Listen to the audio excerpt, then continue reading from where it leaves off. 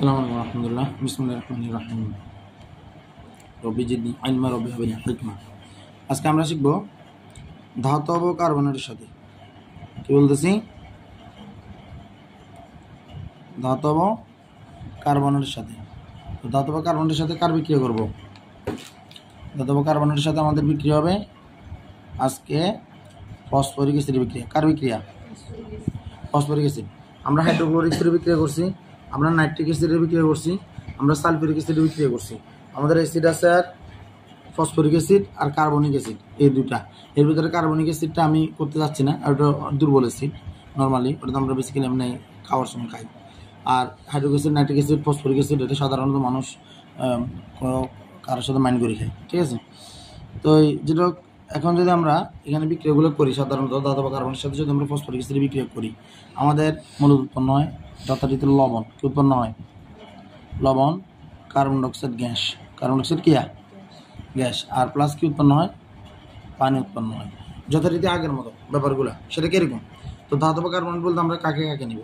ধাতব কার্বনেট বলতে আমরা নিব প্রথম হলো যে সোডিয়াম, আর এটা হলো যে কার্বনেট। আমরা জানি কার্বনেটের যোজনী 2, আমরা জানি কার্বনেটের যোজনী কত?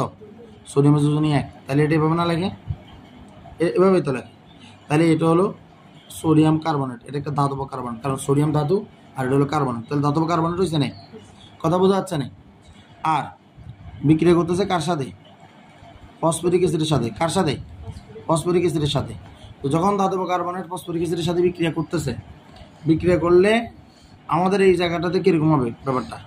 এই যখন আমরা ধাতব কার্বনেটকে এভাবে ভেঙে ফেলবো, ভেঙে ফেললে সোডিয়াম হয়ে যাবে প্লাস, আর কার্বনটা হয়ে যাবে কত? Carbonate 2 minus. কথা কি বোঝা গেছে? এখন ফসফরিক অ্যাসিডের হাইড্রোজেন হয়ে যাবে কত? প্লাস, ফসফরিক হয়ে যাবে কত? CO4 3 minus. কিন্তু প্রবলেমটা হলো এখন আমাদের এখানে পুরোপুরি মনে হচ্ছে কি আমাদের এই যে প্লাসটা এই মাইনাসের সাথে চলে যাবে। কথা কি ক্লিয়ার? যেখান থেকে আমরা বের করতে পারবো কি সোডিয়াম ফসফেট। কি বের করতে পারবো? সোডিয়াম ফসফেট, যেটা একটা লবণ। এখন ফসফেটের যোজনী 3, সোডিয়ামের গায়ে পড়বে, সোডিয়ামের যোজনী 1, তাই সেটা লেখা দরকার নেই, দরকার আছে? কিন্তু এখন কথা হলো এই যে কার্বনেট এবং যে হাইড্রোজেনের যে ব্যাপারটা, আমরা সবসময় বলছিলাম যে আমাদের যে হাইড্রোজেন, হাইড্রোজেনের এই যে কার্বনেট প্রথম দফায় এই কার্বনেট সে ভেঙে যাবে, এই কার্বনেটটা সে কী হবে? ভেঙে যাবে। কারণ কার্বন অক্সাইডের সাথে অক্সিজেন বিক্রিয়া করলে কার্বনেট সৃষ্টি হয়। কথাকে বোঝা গেছে? কে বলছি? কার্বন অক্সাইডের সাথে অক্সিজেন যখন একসাথে হয় তখন কার্বনের সৃষ্টি হয়। তাহলে কার্বনটা যদি ভেঙে যায়, সেই প্রথমে কার্বন ডাইঅক্সাইডকে আলাদা করবে। কী করে বলবে? কার্বন ডাইঅক্সাইড আলাদা হয়ে যাবে, আর সেটা কার্বন ডাইঅক্সাইড একটা গ্যাস, গ্যাস আকারে বাইরে চলে যাবে। তাহলে বাকি রয়েছে কি? অক্সিজেন না? এই অক্সিজেনটা এই হাইড্রোজেনের সাথে বিক্রিয়া করে কি উৎপন্ন করবে? পানি উৎপন্ন করবে। হাইড্রোজেন অক্সিজেনের সাথে বিক্রিয়া করে কি উৎপন্ন করবে? পানি উৎপন্ন করবে। এটা না আগে কথা হয়েছে না? কথা হয়েছে কি না? কথা হয়েছে তো। বেসিক্যালি পানি, হাইড্রোজেন এবং যে কার্বনেট, হাইড্রোজেন এবং কার্বনেটটা প্রথমে ভেঙে কার্বন ডাইঅক্সাইড গ্যাস হিসেবে চলে যাবে, আর একটা অক্সিজেন বাকি থাকবে। ব্যাপারটা কি এরকম? এটা যদি আমি দেখাই, এই যে কার্বন ডাইঅক্সাইড আর এই যে এটা হলো যে অক্সিজেন। কথা কি বোঝা গেছে? মানে অর্থাৎ এই কার্বন ডাইঅক্সাইডের যে কার্বন ডাইঅক্সাইড এখানে আসছে, আর অক্সিজেন যেটা বাকি আছে এটা ওই পানিটার সাথে হাইড্রোজেনের সাথে বিক্রিয়া করে কি উৎপন্ন করছে?